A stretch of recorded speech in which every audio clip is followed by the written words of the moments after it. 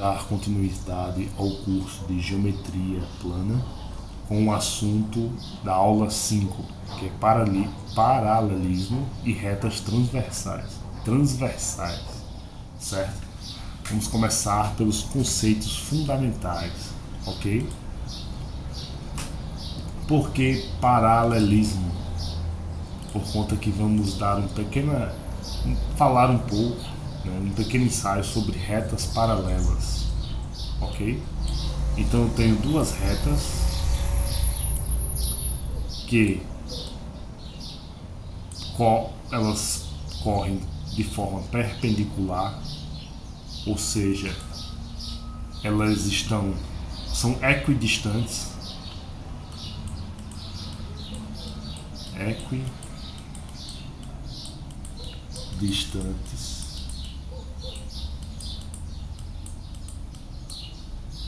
e elas percorrem um período n, né, infinito,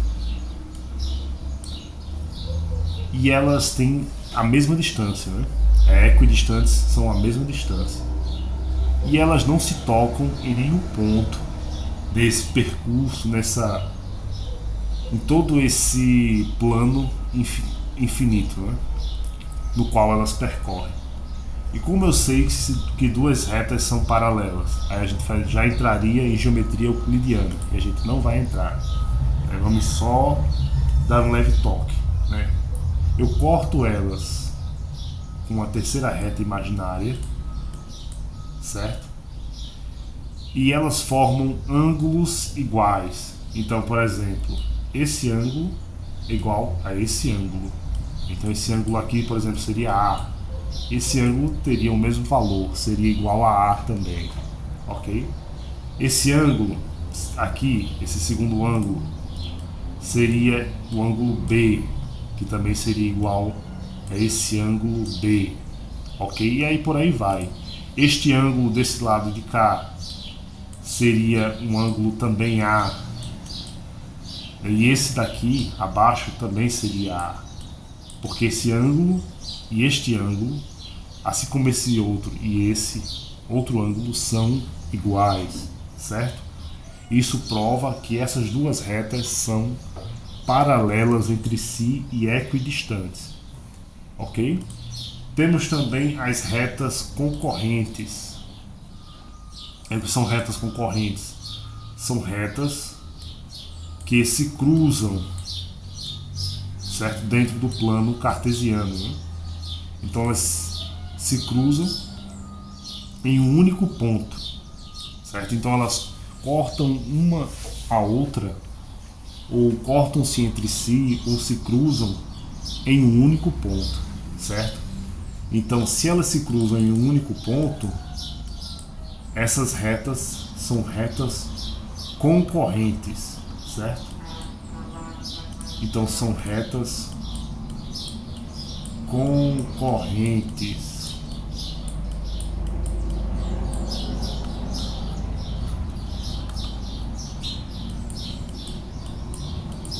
Retas concorrentes, ok?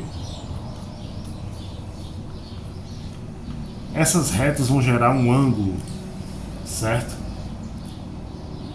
E esse ângulo é dado aqui, por exemplo, é um ângulo A. E esse outro lado também é um ângulo A, certo? Isso prova que essas duas retas são concorrentes, pois ambos os ângulos são iguais, ok? Então, basicamente é isso, né, sobre o qual nós vamos falar aqui, né? Aqui a inteligência artificial aparentemente colocou certo, as retas paralelas não se cruzam e são equidistantes, ou seja, possuem a mesma distância, certo? As retas são concorrentes, né? Talvez hoje em dia esteja utilizando essa terminologia, né, transversal, mas são retas concorrentes, né, que se cruzam em um único ponto, né? Duas retas que se cruzam em um único ponto, certo? Propriedades dos ângulos, a gente vai ver, viu isso aqui, acabou de ver de uma forma bem rápida, né? Porque é um curso básico. E vamos ver aqui a aplicação no mercado financeiro, na verdade. Então, você tem indicadores que são formados por retas paralelas, né? Por exemplo, aqui você vai ter o RSI,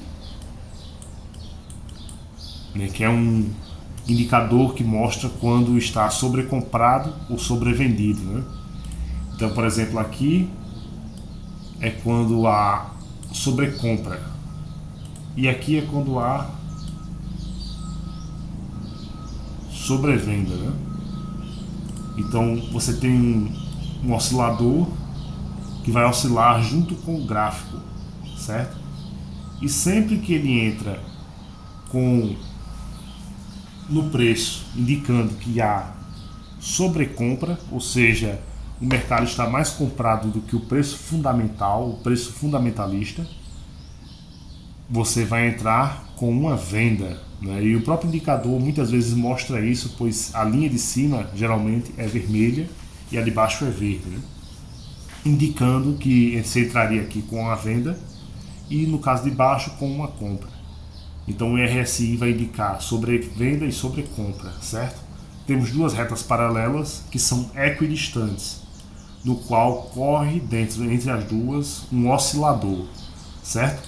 O gráfico veio para cá, para essa parte aqui, né, de sobrevendido, é efetuada uma compra, certo? Pois o preço real, o preço fundamental, ele está acima do ponto aonde o preço está. Então, o mercado vendeu demais, acumulou, está sobrevendido, né? Vendeu demais, está sobrevendido, o preço está abaixo que o preço real de mercado, né? Então você pode trabalhar com essa hipótese, né? Esse oscilador se chama RSI, mas você tem diversos outros osciladores, ok? Vamos lá para o próximo. Canal de alta, canal de baixa. Canal de alta, né? Canal de alta, o preço está fundos e topos ascendentes, certo? E a gente vai traçar aqui um canal, certo? E trabalhar com um canal, né? O canal de alta, por exemplo.